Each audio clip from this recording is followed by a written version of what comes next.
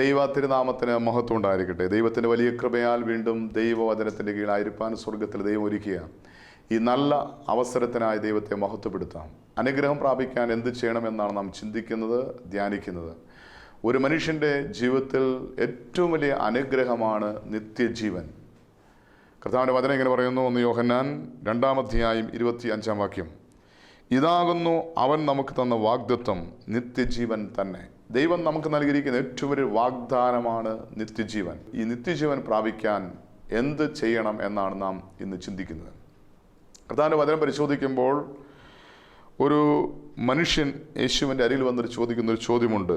മത്തായി സുവിശേഷം 19-ാം അധ്യായം 16-ാമത്തെ വാക്യം മുതൽ. അനന്തരം ഒരുത്തൻ വന്ന് അവനോട്, ഗുരു, നിത്യജീവനെ പ്രാപിക്കാൻ ഞാൻ എന്ത് ചെയ്യണം എന്ന് ചോദിച്ചതിന് അവൻ ഉത്തരം പറയുന്നത് ഇങ്ങനെയാണ്: കൽപ്പനകളെ പ്രമാണിക്കുക എന്ന് അവനോട് പറഞ്ഞു. ഈ മനുഷ്യൻ യേശുവിനെ ഗുരു എന്ന് വിളിക്കുന്ന, യേശുവിനെ ഒരു അധ്യാപകനായി തൻ്റെ സംശയങ്ങൾക്ക് ഉത്തരം നൽകുന്ന ഒരു ഗുരുവായിട്ട് കണ്ട് അവൻ യേശുവിൻ്റെ അരികിൽ വന്ന് ചോദിക്കുകയാണ്, ഗുരു, ഞാൻ നിത്യജീവനെ പ്രാപിക്കാൻ എന്ത് ചെയ്യണം? യേശു അവനോട് പറയുന്ന മറുപടി, കൽപ്പനകളെ പ്രമാണിക്കുക. നിത്യജീവൻ പ്രാപിക്കാൻ ഒരു വ്യക്തി കൽപ്പനകൾ അനുസരിക്കണം. ദൈവം നൽകിയിരിക്കുന്ന പ്രമാണങ്ങൾ, ദൈവം മനുഷ്യൻ നൽകുന്ന കൽപ്പനകൾ അനുസരിക്കുമ്പോൾ നിത്യജീവൻ പ്രാപിക്കാൻ സാധിക്കും. നിത്യജീവനിലേക്കൊരു വാതിലാണ് ദൈവത്തിൻ്റെ കൽപ്പനകൾ അനുസരിക്കുക എന്നുള്ളത്. നിത്യജീവനിലേക്ക് കടക്കുവാൻ നാം ആഗ്രഹിച്ചിട്ടുണ്ടോ എപ്പോഴെങ്കിലും? നിത്യജീവൻ എന്ന് പറയുന്നത് മരണത്തിന് ശേഷമുള്ള ജീവിതമാണ്. പലപ്പോഴും പലരും ചിന്തിക്കുന്നത് ഈ ലോകത്തിൽ തീർന്നു പോകുന്നതാണ് ഒരു മനുഷ്യൻ്റെ ജീവിതം. എന്നാൽ ഈ ലോകത്തിനപ്പുറം ഒരു ജീവിതമുണ്ട് എന്ന് നാം തിരിച്ചറിയണം. ഗർഭലോകത്തിൽ ജനിക്കുന്ന കുഞ്ഞ് ഭൗമലോകത്തിലേക്ക് ജനിച്ചു വീഴുന്ന പോലെ ഭൗമലോകത്തിൽ ജീവിക്കുന്ന ഒരു മനുഷ്യൻ ആത്മലോകത്തിലേക്ക് ജനിച്ചു വീഴുന്ന പ്രവൃത്തിക്കാണ് മരണം എന്ന് പറയുന്നത്. മരണത്തിലൂടെ മറ്റൊരു ലോകത്തിലേക്ക് ജനിച്ചു വീഴുകയാണ്, നിത്യജീവനിലേക്ക്. മരണത്തിലൂടെ നിത്യജീവനിലേക്ക് പ്രവേശിക്കുന്ന വ്യക്തിക്ക് 2 വഴികളാണ് ന്യായവിധിയുടെ സമയത്ത്. ഒന്ന് നിത്യജീവനിലേക്ക് വഴി, ഒന്ന് നിത്യ മരണത്തിലേക്കുള്ള വഴി. നിത്യജീവൻ പ്രാപിക്കാൻ എന്ത് ചെയ്യണമെന്ന്, ഈ ഭൂമിയിൽ മനുഷ്യൻ എന്ത് ചെയ്യണമെന്ന് കർത്താവായ യേശുക്രിസ്തു പഠിപ്പിക്കുകയാണ്. ഈ ലോകത്തിൽ ജീവിച്ചിരിക്കുമ്പോൾ ദൈവത്തിൻ്റെ നിയമങ്ങൾ, ദൈവ മനുഷ്യൻ്റെ കൽപ്പനകൾ പ്രമാണിക്കുക, അനുസരിക്കുക. ഇന്ന് മനുഷ്യൻ ഏറ്റവും വിഷമകരമായി കാണുന്ന ഒരു കാര്യമാണ്, എങ്ങനെ ഇതൊക്കെ സാധിക്കും, എങ്ങനെ ഇത് സാധിക്കും? എന്നാൽ ഇവിടെ കർത്താവിന്റെ വചനം വ്യക്തമായിട്ട് പഠിപ്പിക്കുകയാണ്. ദൈവം മോശയ്ക്ക് കൽഫലകമേൽ തൻ്റെ വിരൽ കൊണ്ട് എഴുതി കൊടുത്ത കൽപ്പനകൾ യേശുക്രിസ്തു വെളിപ്പെടുത്തി കൊടുക്കുകയാണ്. ഈ കൽപ്പനകൾ ഏതെല്ലാമാണെന്ന് ഈ മനുഷ്യൻ ചോദിക്കുമ്പോൾ യേശു പറയുകയാണ്, കൊല ചെയ്യരുത്, വ്യഭിചാരം ചെയ്യരുത്, മോഷ്ടിക്കരുത്, കള്ളസാക്ഷ്യം പറയരുത്, അപ്പനെയും അമ്മയും ബഹുമാനിക്കുക, കൂട്ടുകാരൻ നിന്നെപ്പോലെ തന്നെ സ്നേഹിക്കുക എന്നിവ തന്നെ എന്ന് പറഞ്ഞു. ഒരുപക്ഷെ ഇവന് കൽപ്പനകളെല്ലാം അറിയാമെങ്കിലും ഒന്ന് സ്ഥിരീകരിക്കാൻ വേണ്ടി യേശുവിനോട് ചോദിക്കുകയാണ്, ഗുരു, ഏത് കൽപ്പനയാണ് അനുസരിക്കേണ്ടത്? അപ്പോൾ ഇവിടെ മോശയ്ക്ക് ദൈവം നൽകിയ കൽപ്പന, ദൈവം തൻ്റെ വിരൽ കൊണ്ട് ഫലകമേൽ എഴുതി കൊടുത്ത കൽപ്പന ഇവിടെ യേശു വെളിപ്പെടുത്തുകയാണ്. കൊല ചെയ്യരുത്, വ്യഭിചാരം ചെയ്യരുത്, മോഷ്ടിക്കരുത്, കള്ളസാക്ഷ്യം പറയരുത്, അപ്പനെയും അമ്മയും ബഹുമാനിക്കുക, കൂട്ടുകാരൻ എന്നെപ്പോലെ തന്നെ സ്നേഹിക്കുക എന്ന് പറഞ്ഞു. അപ്പോൾ ഈ യൗവനക്കാരൻ തിരിച്ച് യേശുവിനോട് പറയുകയാണ്, ഇവ ഒക്കെ ഞാൻ പ്രമാണിച്ചു പോരുന്നു, ഇനി കുറവുള്ളത് എന്ത് എന്ന് ചോദിച്ചു. ഇപ്പോൾ യേശു പറഞ്ഞ എല്ലാ കൽപ്പനയും ഈ മനുഷ്യൻ അനുസരിക്കുന്നൊരു മനുഷ്യനാണ്. നാം നമ്മുടെ വ്യക്തിപരമായ ജീവിതവുമായിട്ട് ബന്ധപ്പെടുത്തുമ്പോൾ നമ്മളെക്കാൾ ശ്രേഷ്ഠനായൊരു മനുഷ്യൻ. കാരണം നമ്മുടെ വ്യക്തിപരമായ ജീവിതത്തിൽ ഇതിലേതെല്ലാം നിയമങ്ങൾ, കൽപ്പനകൾ ലംഘിച്ചിട്ടുണ്ടെന്ന് ചോദിച്ചാൽ ഇന്ന് മിക്കവാറും ഈ കൽപ്പന എല്ലാം നമ്മൾ ലംഘിച്ചിട്ടുണ്ട്. കൊല ചെയ്യരുത് എന്ന് ദൈവം കൽപ്പിച്ചിട്ടുണ്ടെങ്കിൽ ഏതെല്ലാം രീതിയിൽ നാം കൊലപാതകം ചെയ്തിട്ടുണ്ട് എന്ന് നമുക്ക് വ്യക്തിപരമായിട്ട് അറിയാം. ഒരു മനുഷ്യൻ കൊല്ലുന്ന മാത്രമല്ല കൊലപാതകം, അത് കൊലപാതകമാണ്. അതിന് തുല്യമായ പ്രവൃത്തിയാണ് അമ്മയുടെ ഉദരത്തിൽ കിടക്കുന്ന ശിശുവിനെ കൊന്നുകളയുന്നത്, അബോർഷൻ ചെയ്യുന്നത്, ഭ്രൂണഹത്യ ചെയ്യുന്നത്. ഗർഭം നിരോധനം പോലും ഭ്രൂണഹത്യക്ക് തുല്യമാണ്. അങ്ങനെയാണെങ്കിൽ കൊലപാതകതുല്യമായ മറ്റു പ്രവൃത്തികൾ നമ്മൾ ചെയ്തിട്ടുണ്ട്. അതായത് മദ്യപാനം കൊലപാതകതുല്യമായ പ്രവൃത്തിയാണ്, തൻ്റെ ജീവനെ നശിപ്പിക്കുന്ന തുല്യമായ പ്രവൃത്തിയാണ്. മദ്യപാനം, ലഹരി വസ്തുക്കൾ ഉപയോഗിക്കുന്നത്, കഞ്ചാവ്, പാൻപരാഗം, ആസ്പാസ്, പുകവലി, മദ്യപാനം, ഇതുപോലുള്ള ലഹരി വസ്തുക്കൾ ഉപയോഗിക്കുന്ന എല്ലാം കൊലപാതകതുല്യമായ പ്രവൃത്തിയാണ്. സ്വയം മരിക്കാൻ ശ്രമിക്കുന്നത്, ആത്മഹത്യക്ക് ശ്രമിക്കുന്നത് കൊലപാതകതുല്യമായ പ്രവൃത്തിയാണ്. മറ്റുള്ളവരെ കളങ്കപ്പെടുത്തുന്ന രീതിയിൽ ദുഷ്പ്രചരണം നടത്തുന്നത് മറ്റുള്ളവരെ കൊലപാതകം ചെയ്യുന്നതിന് തുല്യമായ പ്രവൃത്തിയാണെങ്കിൽ, പ്രവൃത്തിയാൽ മാത്രമല്ല മനസ്സുകൊണ്ട് നമ്മൾ കൊലപാതകം ചെയ്യാറുണ്ട്. സഹോദരനെ വെറുക്കുന്നവന് കൊലപാതകമെന്ന കർത്താൻ വചനം പറയുന്നത്. മറ്റുള്ളവരോട് വെറുപ്പുണ്ടെങ്കിൽ, നമുക്ക് നമ്മോട് തന്നെ വെറുപ്പുണ്ടെങ്കിൽ, നമ്മുടെ സഹജീവികളോട്, വേദനിപ്പിച്ചവരോട്, മുറിവേൽപ്പിച്ചവരോട്, ആരോടെങ്കിലും എന്തെങ്കിലും കയ്പ് വെറുപ്പ് ഉള്ളിലുണ്ടെങ്കിൽ അത് കൊലപാതകമാണ്. അങ്ങനെയാണെങ്കിൽ ഏതെല്ലാം രീതിയിൽ നമ്മൾ ഈ പാപം ചെയ്തിട്ടുണ്ട്. വീണ്ടും വ്യഭിചാരം ചെയ്യരുത്. പ്രവൃത്തിയാലും മനോഭാവത്താലും വ്യഭിചാരം ചെയ്യാം. കഴിഞ്ഞകാല ജീവിതത്തിൽ വ്യഭിചാരം എന്ന പാപം പ്രവൃത്തിയിലൂടെ, അത് മനോഭാവത്തിലൂടെ ഏതെല്ലാം രീതിയിൽ ചെയ്തിട്ടുണ്ട്. സ്ത്രീ ആസക്തിയോട് നോക്കുന്നവൻ അവളുമായി വ്യഭിചാരം ചെയ്ത് കഴിഞ്ഞു എന്ന വചനം പറയുന്നത്, കർത്താവ് പഠിപ്പിക്കുന്നത്. അങ്ങനെയാണെങ്കിൽ ഹൃദയത്തിൽ എത്രയോ പ്രാവശ്യം വ്യഭിചാരം ചെയ്തിട്ടുണ്ട്. വീണ്ടും പ്രവൃത്തിയാൽ, വിവാഹത്തിന് മുമ്പോ അതിനുശേഷമോ, വിവാഹം എന്ന കൂതാശയിലൂടെ അല്ലാതെ മറ്റേതെങ്കിലും വ്യക്തിയുമായിട്ട് ഏതെങ്കിലും ബന്ധങ്ങൾ ഉണ്ടായിട്ടുണ്ടെങ്കിൽ, ശാരീരികമായ ബന്ധമുണ്ടായിട്ടുണ്ടെങ്കിൽ അത് വ്യഭിചാരതുല്യമായ പ്രവൃത്തിയാണ്. വീണ്ടും കർത്താവ് വചനം പറയുകയാണ്, നീ മോഷ്ടിക്കരുത്. അർഹതയില്ലാത്തത് എന്തെങ്കിലും സ്വന്തമാക്കേണ്ട, അതിന് പറയുന്ന പേരാണ് മോഷണം. പലപ്പോഴായിട്ട് വ്യക്തിപരമായി, ദൈനംദിന ജീവിതത്തിൽ, ഔദ്യോഗിക ജീവിതത്തിൽ, ജോലി മേഖലയിൽ, യാത്രയിൽ, സ്കൂളിൽ, കോളേജിൽ, ഓഫീസിൽ അർഹതയില്ലാത്ത എന്തെല്ലാം സ്വന്തമാക്കേണ്ടത് അതെല്ലാം മോഷണതുല്യമായ പ്രവൃത്തിയാണ്. തെറ്റായ സ്നേഹബന്ധം പോലും മോഷണത്തിന് തുല്യമാണ്. അർഹതയില്ലാത്ത വ്യക്തിയെ സ്നേഹിച്ച് വശീന് സ്വന്തമാക്കുന്നത് മോഷണമാണ്. അങ്ങനെയാണെങ്കിൽ ഏതെല്ലാം രീതിയിൽ ഈ പാപം ചെയ്തു പോയിട്ടുണ്ട്, ഈ നിയമം ലംഘിച്ചു പോയിട്ടുണ്ട്. കള്ള സാക്ഷ്യം പറയരുത്, കള്ള സത്യം ചെയ്യരുത്. കള്ള കുമ്പസാരം പോലും, പാപം മറച്ചു വെച്ച് കുമ്പസാരിക്കുന്ന പോലും കള്ളസാക്ഷ്യമാണ്. കണ്ട കാര്യങ്ങൾ കണ്ടില്ല എന്ന് പറയുന്നത്, കാണാത്ത കാര്യം കണ്ടു എന്ന് പറയുന്നതും കള്ളസാക്ഷ്യമാണ്. അങ്ങനെയാണെങ്കിൽ കഴിഞ്ഞ കാലങ്ങളിൽ ഈ നിയമം ഏതെല്ലാം രീതിയിൽ ലംഘിച്ചിട്ടുണ്ട് എന്ന് നമ്മൾ തിരിച്ചറിയണം. വീണ്ടും അപ്പനെയും അമ്മയും ബഹുമാനിക്കുക. ദൈവത്തിൻ്റെ സ്ഥാനത്ത് ദൈവം നിർത്തിയിരിക്കുന്ന വ്യക്തികളാണ് മാതാപിതാക്കൾ. അപ്പനെയും അമ്മയും ബഹുമാനിക്കുന്നത് ദൈവത്തെ സ്നേഹിക്കുന്നതിന് തുല്യമാണ്. അത് അനുഗ്രഹത്തിന് കാരണമാണ്. എന്നാൽ എൻ്റെ സൃഷ്ടികർമ്മത്തിൽ പങ്കാളികളാകാൻ ദൈവം തിരഞ്ഞെടുത്ത്, ദൈവം ആദരിച്ച് വിവാഹം എന്ന ഉദാശനം ഒന്നിപ്പിച്ച എൻ്റെ വ്യക്തിയെ ഞാൻ നിന്ദിച്ച്, പരിഹസിച്ച്, അപമാനിച്ച്, അവരംഗീകരിക്കാതെ, സ്നേഹിക്കാതെ, ബഹുമാനിക്കാതെ ഇരുന്നിട്ടുണ്ടെങ്കിൽ ദൈവവചനപ്രകാരം അത് പാപമാണ്. വീണ്ടും പ്രധാന വചനം പറയുന്ന, കൂട്ടുകാരനെ നിന്നെപ്പോലെ നീ സ്നേഹിക്കുക. നീ നിന്നെ സ്നേഹിക്കുന്ന പോലെ, നിനക്ക് വേണ്ടി നീ എന്തെല്ലാം ചെയ്യുന്നോ അതുപോലെ കൂട്ടുകാരന് വേണ്ടി ചെയ്യുവാൻ, അയൽക്കാരന് വേണ്ടി ചെയ്യുവാൻ, മറ്റുള്ളവർക്ക് വേണ്ടി ചെയ്യുവാൻ, പങ്കുവയ്ക്കുവാൻ നമുക്ക് സാധിച്ചിട്ടുണ്ടോ? മനുഷ്യൻ അനുസരിക്കാൻ വേണ്ടി ദൈവത്തിൻ്റെ കരം കൊണ്ട് ദൈവം എഴുതിയ, ദൈവത്തിൻ്റെ വിരൽ കൊണ്ട് ദൈവം എഴുതിയ നിയമങ്ങളാണ്, കൽപ്പനകളാണ്. എന്നാൽ ഈ മനുഷ്യൻ പറയുകയാണ്, ഇതെല്ലാം ഞാൻ അനുസരിക്കുന്നു, ഇതൊക്കെ ഞാൻ പ്രമാണിച്ചു പോരുന്നു. ഇതുപോലെ നമുക്ക് പറയാൻ സാധിക്കുമോ? ഈ കൽപ്പന എല്ലാം ഞാൻ അനുസരിക്കുന്നു. അതായത് എൻ്റെ കഴിഞ്ഞകാല ജീവിതത്തിൽ ഈ നിയമം അനുസരിക്കാൻ വേണ്ടി ഞാൻ വില കൊടുത്തിട്ടുണ്ട്. പ്രാണത്യാഗത്തോളം പാപത്തിനെതിരെ പോരാടണമെന്നാണ് കർത്താവിൻ്റെ വചനം പറയുന്നത്. അതായത് പാപം ചെയ്യുന്നതിനേക്കാൾ നല്ലത് മരിക്കേണ്ടി വന്നാലും പാപം ചെയ്യരുത് എന്നാണ് കർത്താവിൻ്റെ വചനം പറയുന്നത്. പാപം ചെയ്യാതിരിക്കാൻ വേണ്ടി രക്തസാക്ഷികളായ വ്യക്തികൾ നമുക്ക് ചുറ്റുമുണ്ട്, നമ്മുടെ സഭയിലുണ്ട്. പാപം ചെയ്യുന്നതിനേക്കാൾ നല്ലത് മരിക്കുന്നതാണെന്ന് ചിന്തിച്ച് രക്തസാക്ഷികളായി തീർന്ന വ്യക്തികൾ, അതായത് നിത്യജീവനെ സ്നേഹിച്ചവർ, നിത്യജീവൻ പ്രാപിക്കാൻ വേണ്ടി പാപത്തെ വെറുത്ത് മരണത്തെ സ്നേഹിച്ചവർ. ഇന്ന് നമ്മുടെ വ്യക്തിപരമായ ജീവിതം നമ്മൾ പരിശോധിക്കുമ്പോൾ നാം ഏറ്റവും കൂടുതൽ സ്നേഹിക്കുന്ന എന്തിനെയാണ്? ദൈവത്തെയാണോ? ദൈവം നമുക്ക് വാഗ്ദാനം ചെയ്തിരിക്കുന്ന ഏറ്റവും വലിയ അനുഗ്രഹമായ നിത്യജീവനെയാണോ? അതോ ഇന്ന് നാം വലുതായി കാണുന്ന നമ്മുടെ സുഖവും സന്തോഷവും നമ്മുടെ വ്യക്തിപരമായ അനുഗ്രഹങ്ങളാണോ ഇന്ന് നാം വലുതായി കാണുന്നത്?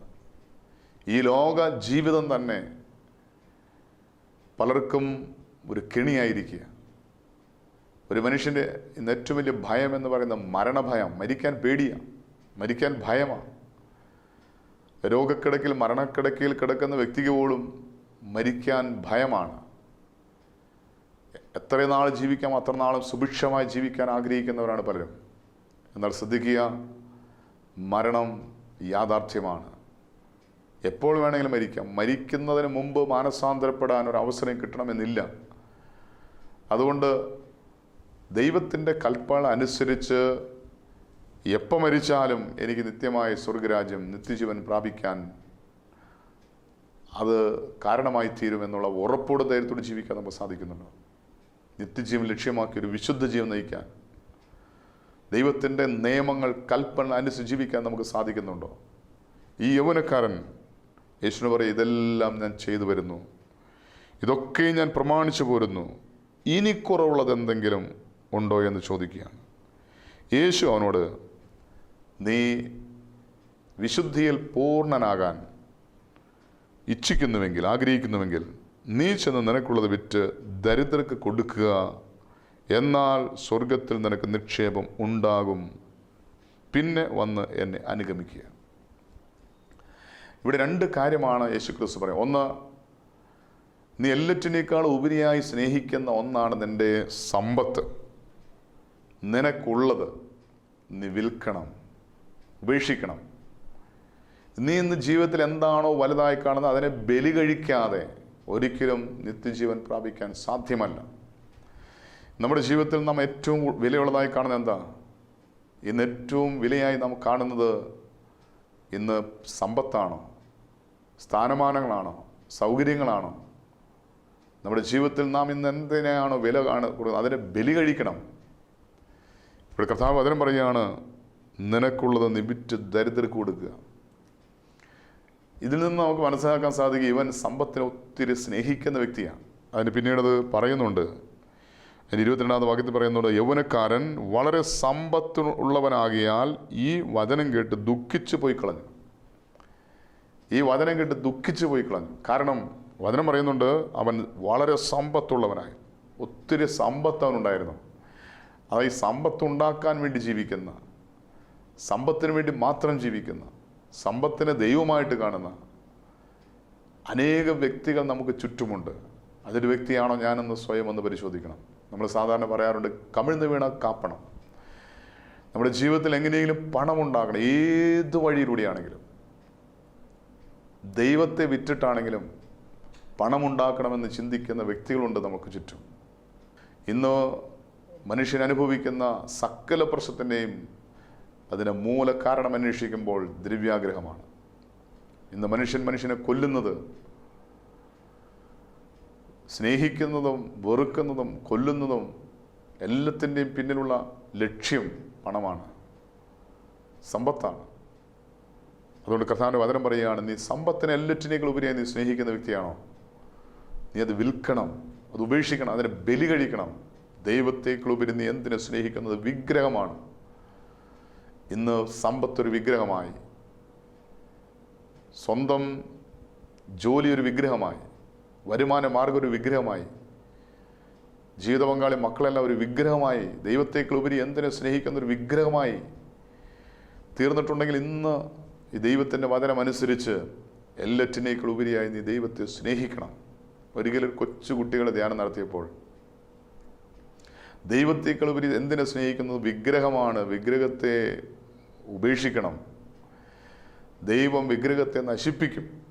ഉദാഹരണം പറഞ്ഞു, സീനായ് മലയിൽ ദൈവത്തിൻ്റെ കൽപ്പന മേടിക്കാൻ വേണ്ടി മോശ കയറിപ്പോയപ്പോൾ ഇസ്രായേൽ ജനം തനിങ്ങൾക്ക് ആരാധിക്കാൻ ദൈവമില്ലാത്തതുകൊണ്ട് ഒരു കാളക്കുട്ടി ഉണ്ടാക്കി ആരാധിച്ചു. മോശ ഇറങ്ങി വരുമ്പോൾ കാണുന്ന കാഴ്ച, ഇത്രയും നാളും ദൈവത്തെ ആരാധിച്ച ദൈവജനം ഇതാ കാളക്കുട്ടിയെ ആരാധിക്കുന്നു. മോശ എന്ത് ചെയ്തു? ആ വിഗ്രഹത്തെ ഉടച്ച് കലക്കി അവരെ കൊണ്ട് കുടിപ്പിച്ചു. ദൈവം വിഗ്രഹത്തെ ഉടയ്ക്കുന്നവനാണ്. ദൈവം ഏറ്റവും കൂടുതൽ വെറുക്കുന്നതാണ് നിൻ്റെ ഹൃദയത്തുള്ള വിഗ്രഹം. ദൈവത്തേക്കാൾ ഉപരി നീ എന്തിനെ സ്നേഹിക്കുന്നോ അത് യഹോവയ്ക്ക് വെറുപ്പാണ്. അതുകൊണ്ട് ഈ വിഗ്രഹത്തെ ഉടച്ച് അത് നമ്മളെ തന്നെ കുടിപ്പിക്കും. നീ ദൈവത്തേക്കാൾ ഉപരി എന്തിനെ സ്നേഹിക്കുന്നോ അത് വിഗ്രഹമാണ്, അതിനെ ദൈവം ഉടയ്ക്കും, അതിനെ തകർക്കും. ഇങ്ങനെ പറഞ്ഞപ്പോൾ കൊച്ചുകുട്ടിയുടെ ധ്യാനമാണ്. ഒരു കുഞ്ഞ് ചോദിക്കുകയാണ്, അപ്പോൾ എൻ്റെ പപ്പയും മമ്മിയെ ഞാൻ ഉപേക്ഷിക്കണമെന്നാണോ പറയുന്നത്? ദൈവത്തേക്കാൾ ഉപരി ഞാൻ സ്നേഹിക്കുന്ന എൻ്റെ പപ്പയാണ്, എൻ്റെ മമ്മിയാണ്. ഞാൻ പപ്പേനും അമ്മയും ഉപേക്ഷിക്കണം എന്നാണോ? കുഞ്ഞിന് പറഞ്ഞു കൊടുത്ത ദൈവിക മർമ്മം ഇതാണ്. കുഞ്ഞെ, ദൈവത്തേക്കാൾ ഉപരി എന്തിനെ സ്നേഹിക്കുന്നോ അതിനേക്കാൾ ഉപരിയായി ദൈവത്തെ സ്നേഹിക്കുക. എല്ലാ ദിവസവും ദൈവത്തോട് പറയണം, ദൈവമേ, നീ എനിക്ക് ദാനമായി നൽകിയ എൻ്റെ അപ്പയേക്കാൾ ഉപരിയായി, എൻ്റെ മമ്മിയേക്കാൾ ഉപരിയായി ഞാൻ തന്നെ സ്നേഹിക്കുന്നു. ദൈവമേ, നീ എനിക്ക് ദാനമായി നൽകിയ എൻ്റെ മക്കളേക്കാൾ ഉപരിയായി ഞാൻ നിന്നെ സ്നേഹിക്കുന്നു. ഇന്ന് മക്കൾ മാതാപിതാക്കൾക്കൊരു വിഗ്രഹമാണ്. 10-15 വർഷങ്ങൾ കുഞ്ഞുങ്ങളില്ലാതെ ദൈവസ്ഥനെ നിലവിളിച്ച് പ്രാർത്ഥിച്ച് ദൈവം ഒരു കുഞ്ഞിനെ നൽകി കഴിയുമ്പോൾ, കുഞ്ഞിനെ കിട്ടിക്കഴിഞ്ഞാൽ പിന്നെ ദൈവത്തെ ആവശ്യമില്ല. ഇന്ന് എത്രയോ വ്യക്തികളാണ് ദൈവത്തിൽ നിന്ന് ചില അനുഗ്രഹങ്ങൾ ലഭിക്കാൻ വേണ്ടി ദൈവസ്ഥനിൽ നിലവിളിച്ച് ഉപവസിച്ച് പ്രാർത്ഥിച്ച് ദൈവം ദാനമായി നൽകി കഴിയുമ്പോൾ പിന്നെ ദൈവത്തെ വേണ്ട. ജോലിക്ക് വേണ്ടി ആഗ്രഹിച്ച് കൊതിച്ച് പ്രാർത്ഥിച്ച് നിലവിളിച്ച് ഉപവസിച്ച് ദൈവം കൃപയായ ഒരു ജോലി നൽകി, ജോലി കിട്ടിക്കഴിഞ്ഞപ്പോൾ പിന്നെ ദൈവത്തെ വേണ്ട, പിന്നെ മുഴുവൻ സമയം ജോലിയാണ്. ജോലി ഒരു വിഗ്രഹമായി മാറി. ദാരിദ്ര്യത്തിൻ്റെ കട്ടക്കണിയിൽ കിടന്ന ചില വ്യക്തികൾ അതിൽ നിന്ന് എങ്ങനെ രക്ഷപ്പെടാൻ വേണ്ടി ഒരു മാർഗ്ഗമില്ല. അവസാനത്തെ മാർഗം ദൈവമാണ്. എല്ലാ വഴികളും അടഞ്ഞു, എല്ലാ പിടിവള്ളിയും വിട്ടു. ഇനി ഏകാശ്രയം ദൈവമാണെന്ന് കണ്ട് ദൈവത്തിൻ്റെ കാൽക്കൽ കെട്ടിപ്പിടിച്ച് പൊട്ടിക്കരഞ്ഞ് ഉപവസിച്ചും പ്രാർത്ഥിച്ചും ദൈവം സമൃദ്ധമായി അനുഗ്രഹിച്ച് അഭിവൃദ്ധി ഉയർച്ച നൽകിയപ്പോൾ പിന്നെ ദൈവത്തെ വേണ്ട. സമ്പത്താണ് പിന്നെ അവിടെ ദൈവം. വിഗ്രഹം. ഇന്ന് ദൈവത്തെ ഉപരി നമ്മൾ എന്തിനു സ്നേഹിക്കുന്നോ അത് വിഗ്രഹമാണ്, തിരിച്ചറിയണം. അതുകൊണ്ട് എന്തെല്ലാം ദൈവം നമുക്ക് ദാനമായി നൽകിയിട്ടുണ്ടോ അതിനേക്കാൾ ഉപരിയായി ദൈവത്തെ സ്നേഹിക്കണം. ദൈവമേ, നീ എനിക്ക് നൽകിയിരിക്കുന്ന സമ്പത്തിനേക്കാൾ ഉപരിയായി ഞാൻ നിന്നെ സ്നേഹിക്കുന്നു. എനിക്ക് ദാനമായി നൽകിയ ജീവിതങ്ങളേക്കാൾ, മക്കളേക്കാൾ, മാതാപിതാക്കളേക്കാൾ ഉപരിയായി ഞാൻ നിന്നെ സ്നേഹിക്കുന്നു. ഇത് പറയുമ്പോൾ ഈ വിഗ്രഹം നമ്മൾ തന്നെ ഉടക്കുകയാണ്. വചനം പറയുകയാണ്, യേശു പറയുകയാണ്, നീ ഏറ്റവും അധികമായി സ്നേഹിക്കുന്ന നിൻ്റെ സമ്പത്ത് നീ ഉപേക്ഷിച്ച് എന്നെ അനുഗമിക്കുക. ഒന്ന്, എല്ലാം ഉപേക്ഷിക്കണം. ഉപേക്ഷിക്കാതെ ദൈവത്തെ യേശുവിനെ അനുഗമിക്കാൻ സാധിക്കുകയില്ല. രണ്ടാമത് യേശു പറയുകയാണ്, പിന്നെ വന്ന് എന്നെ അനുഗമിക്കുക എന്ന് പറഞ്ഞു. ഈ രണ്ട് കാര്യം ചെയ്യാൻ അവൻ മനസ്സുണ്ടായിരുന്നില്ല. കാരണം അവൻ്റെ സമ്പത്ത് വലിയ വിലയുള്ളതായിരുന്നു. ഇന്ന് അതിനേക്കാൾ വിലയുള്ള നിത്യജീവൻ അവൻ കണ്ടില്ല. ഇന്ന് നിത്യജീവനാണ് വില. നാം കാണുന്ന നൈമിഷികമായ ഈ ലോകത്തിലെ ആഡംബരങ്ങളാണ് നമുക്ക് വില. ഇവിടെ അവൻ യൗവനക്കാരൻ വളരെ സമ്പത്തുള്ളവനാകിയാൽ ഈ വചനം കേട്ടിട്ട് ദുഃഖിച്ച് പോയി കളഞ്ഞു. യേശു തൻ്റെ ശിഷ്യന്മാരോട് പറയുകയാണ്, ഇവൻ പോകുന്നത് കണ്ടപ്പോൾ പറയുകയാണ്, ധനവാൻ സ്വർഗ്ഗരാജ്യത്തിൽ കടക്കുന്നത് പ്രയാസം തന്നെ. യേശുക്രിസ്തു പഠിപ്പിക്കുകയാണ്, ധനവാൻ സ്വർഗ്ഗരാജ്യത്തിൽ പ്രവേശിക്കുന്നത് പ്രയാസം തന്നെ. ധനം ഒരിക്കലും സ്വർഗ്ഗരാജ്യം പ്രാപിക്കാൻ തടസ്സമല്ല. ആ ധനത്തോടുള്ള സമീപനമാണ്, ഇവൻ്റെ ഈ ധനത്തോടുള്ള സമീപനമാണ് അവന് ദൈവരാജ്യം, സ്വർഗ്ഗരാജ്യം നഷ്ടമായത്. അതായത് ലോകത്തിൽ ഒത്തിരി സമ്പത്തുള്ള വ്യക്തിയായിരുന്നു അബ്രഹാം ദൈവത്തിൻ്റെ സന്നിധിയിൽ, അതായത് ദൈവരാജ്യത്തിൽ അബ്രഹാമിനെ യേശുക്രിസ്തു വെളിപ്പെടുത്തുകയാണ്. സമ്പന്നനായ അബ്രഹാം ദൈവരാജ്യം, സ്വർഗ്ഗരാജ്യം പ്രാപിച്ചുവെങ്കിൽ സ്വർഗത്തിൽ പോകാൻ സമ്പത്തൊരു തടസ്സമല്ല, സമ്പത്തിനുള്ള സമീപനമാണ് തടസ്സം. അവൻ്റെ ഹൃദയത്തിൽ സമ്പത്തൊരു വിഗ്രഹമായിരുന്നുകൊണ്ട് യേശുക്രിസ്തു പഠിപ്പിക്കുകയാണ്, ധനവാൻ സ്വർഗ്ഗരാജ്യത്തിൽ കിടക്കുന്ന പ്രയാസം തന്നെയെന്ന് ഞാൻ സത്യമായിട്ട് നിങ്ങളോട് പറയുന്നു. വീണ്ടും യേശു എടുത്തു പറയുകയാണ്, ധനവാൻ ദൈവരാജ്യത്തിൽ കിടക്കുന്നതിനേക്കാൾ ഒട്ടകം സൂചിക്കുഴയിൽ കിടക്കുന്നത് എളുപ്പം എന്ന് ഞാൻ നിങ്ങളോട് പറയുന്നു. ഈ സൂചിക്കുഴ എന്ന് പറയുന്നത് ഒരു ഇടുങ്ങിയ വാതിലാണ്. ഇത് അസാധ്യമാണ് എന്നല്ല യേശു പറഞ്ഞത്, ഞെരുക്കമാണ്. അതായത് അവൻ്റെ സമ്പത്തിനെ അവൻ ഉപേക്ഷിക്കാതെ, സമ്പത്ത് അവൻ്റെ ദൈവമാണെങ്കിൽ ആ സമ്പത്തെന്ന ദൈവത്തെ ഉപേക്ഷിക്കാതെ, ആ വിഗ്രഹത്തെ ഉടയ്ക്കാതെ അവന് നിത്യജീവൻ പ്രാപിക്കാൻ, സ്വർഗ്ഗരാജ്യം പ്രാപിക്കാൻ സാധ്യമല്ല എന്ന് യേശുക്രിസ്തു വ്യക്തമായി വെളിപ്പെടുത്തുകയാണ്. ഇത് കേട്ട് ശിഷ്യന്മാർ ഏറ്റവും വിസ്മയിച്ചു. എന്നാൽ രക്ഷിക്കപ്പെടുവാൻ ആർക്ക് കഴിയും എന്ന് പറഞ്ഞു. യേശു അവരെ നോക്കി, അത് മനുഷ്യരാൽ അസാധ്യം എങ്കിലും ദൈവത്തിന് സകലവും സാധ്യം. ഒരു മനുഷ്യന് നിത്യരക്ഷ പ്രാപിക്കാൻ ഒരു മനുഷ്യന് അസാധ്യമായൊരു കാര്യമാണ്. മനുഷ്യർക്ക് അസാധ്യമെങ്കിലും ദൈവത്തിന് സകലവും സാധ്യം എന്ന് കർത്താവിന്റെ വചനം പഠിപ്പിക്കുക. നിത്യജീവൻ പ്രാപിക്കണമെങ്കിൽ നാം കൽപ്പന അനുസരിക്കണം, നിയമങ്ങൾ അനുസരിക്കണം. ഇതെങ്ങനെ സാധിക്കും? ഒരു മനുഷ്യൻ്റെ ബുദ്ധിയിൽ, കഴിവിൽ നിയമങ്ങൾ അനുസരിക്കാൻ സാധിക്കുമോ? ഒരിക്കലും സാധ്യമല്ല. ഈ താമസിച്ചുള്ള ധ്യാനങ്ങൾ നടത്തിയുള്ള എനിക്ക് വ്യക്തിപരമായിട്ട് അറിയാവുന്നൊരു കാര്യമാണ്. വർഷങ്ങളായിട്ട് അനേകം പേര് ധ്യാനം കൂടി ധ്യാനാനുഭവത്തിൽ വളരെ സന്തോഷത്തോടെ ഉത്സാഹത്തോടെ ഇനി ഞാൻ മരിക്കേണ്ടി വന്നാലും പാപം ചെയ്യില്ല, ഒരു വിശുദ്ധ ജീവൻ നയിക്കും, നിത്യജീവൻ ലക്ഷ്യമാക്കി ഒരു വിശുദ്ധ ജീവൻ നയിക്കുമെന്ന്, വിശ്വാസ ജീവൻ നയിക്കുമെന്ന് തീരുമാനമെടുത്ത് ആത്മധൈര്യത്തോടെ ഉറപ്പോടെ ധ്യാനം കഴിഞ്ഞു പോകും. എന്നാൽ ഏതാനും മാസങ്ങൾ കഴിയുമ്പോൾ ഇവർ വീണ്ടും തിരിച്ചു വന്നിട്ട് പറയുകയാണ്, അച്ഛാ തെറ്റിപ്പോയി. ഏറ്റവും കൂടുതൽ ഇതിൽ വേദന അനുഭവിക്കുന്ന യുവതീവാക്കളാണ്, യൗവനക്കാരാണ്. ചിലർ പറയുന്നത് ഞങ്ങളെക്കൊണ്ട് പറ്റിയ പണിയല്ല, വിശുദ്ധ ജീവൻ നയിക്കുക, സ്വർഗം ലക്ഷ്യമാക്കി ജീവിക്കുക, നിത്യജീവൻ പ്രാപിക്കുക എന്ന് പറയുന്നത് ഞങ്ങളെക്കൊണ്ട് പറ്റിയ പണിയല്ല. ഇതുവരെ അച്ഛന്മാർക്കോ കന്യാസികൾക്കോ ഇത് ദൈവവചനം പ്രഘോഷിക്കുന്ന അല്ലെങ്കിൽ ദൈവരാജ്യത്തിന് വേണ്ടി ജീവൻ ബലിയർപ്പിച്ച ചില വ്യക്തികൾക്ക് മാത്രമേ പറ്റൂ. അതായത് സ്വന്തം ബുദ്ധിയിൽ നിയമങ്ങൾ അനുസരിക്കാം, ദൈവത്തിൻ്റെ കൽപ്പന പാലിക്കാം എന്ന് വിചാരിച്ചാൽ ഒരിക്കലും സാധ്യമല്ല. ഇങ്ങനെ ഞങ്ങളെക്കൊണ്ട് പറ്റിയ പണിയല്ല എന്ന് പറഞ്ഞ് വേദനയോടെ പരാജയത്തിൻ്റെ അനുഭവത്തിൽ വരുന്ന ഓരോ യുവതി യുവാക്കളോടും ഞാൻ പറയുന്നൊരു കാര്യമുണ്ട്. നിങ്ങൾ ഒരു പാപത്തെ സ്വന്തം ബുദ്ധിയിൽ സ്വന്തം കഴിവിൽ അതിനെ ജയിക്കാമെന്ന് വിചാരിച്ചാൽ ഒരിക്കലും നടക്കില്ല. കാരണം ഈ ലോകത്തിൽ പാപത്തിന് ശക്തിയുണ്ട്. ഒരു പാപത്തിന് എന്തുമാത്രം ശക്തിയുണ്ടെന്ന് ചോദിച്ചാൽ മനുഷ്യനെ കീഴടക്കാൻ കഴിയുന്ന ശക്തി പാപത്തിനുണ്ട്. എന്നാൽ പാപത്തെ കീഴടക്കാൻ മനുഷ്യന് ശക്തി ലഭിക്കുന്നത് ദൈവത്തിൽ നിന്നാണ്. അതായത് പ്രാർത്ഥനയിലൂടെ, വിശുദ്ധ കൂദാശ അനുഭവങ്ങളിലൂടെ, ദൈവരാജ്യ അനുഭവത്തിലൂടെ ജീവിക്കുന്ന, ദൈവകൽപ്പന അനുസരിച്ച് ജീവിക്കുന്ന ഒരു വ്യക്തിക്ക് മാത്രമേ പാപത്തെ ജയിക്കാൻ സാധിക്കുകയുള്ളൂ. അതുകൊണ്ട് സ്വന്തം ബുദ്ധിയിലോ കഴിവിലോ ഞാനൊരു വിശുദ്ധ ജീവൻ നയിക്കുമെന്ന് തീരുമാനമെടുത്താൽ ഒരു വ്യക്തിക്ക് ഒരിക്കലും ദൈവരാജ്യ അനുഭവത്തിൽ വിശുദ്ധ ജീവൻ നയിക്കാൻ സാധ്യമല്ല. അതുകൊണ്ട് ദൈവത്തെ മുറുകെ പിടിക്കുക. എൻ്റെ ദൈവത്താൽ ഞാൻ ഒരു വിശുദ്ധനായി ജീവിക്കും, ഒരു വിശുദ്ധിയായി ജീവിക്കും.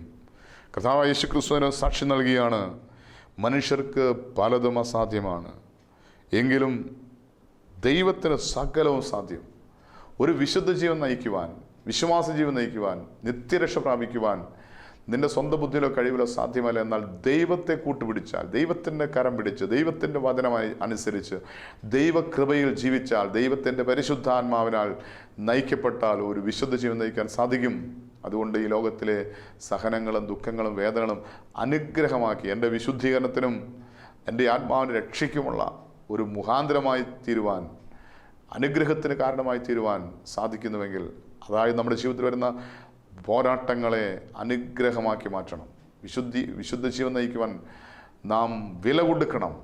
ദൈവത്തെ മുറുകെ പിടിച്ച് ദൈവരാജ്യത്തെ മുന്നിൽ കണ്ടുകൊണ്ട് സ്വർഗരാജ്യം ലക്ഷ്യമാക്കി ജീവിക്കാൻ ദൈവത്തെ കൂട്ടുപിടിക്കണം. യേശുവിനോട് കൂടെ യേശുവിൻ്റെ കരം പിടിച്ച് പരിശുദ്ധാത്മാവിൻ്റെ ശക്തിയാൽ ദൈവവചനമനുസരിച്ച് നിത്യജീവൻ പ്രാപിക്കാൻ നാം ദൈവത്തിൽ ആശ്രയിക്കണം.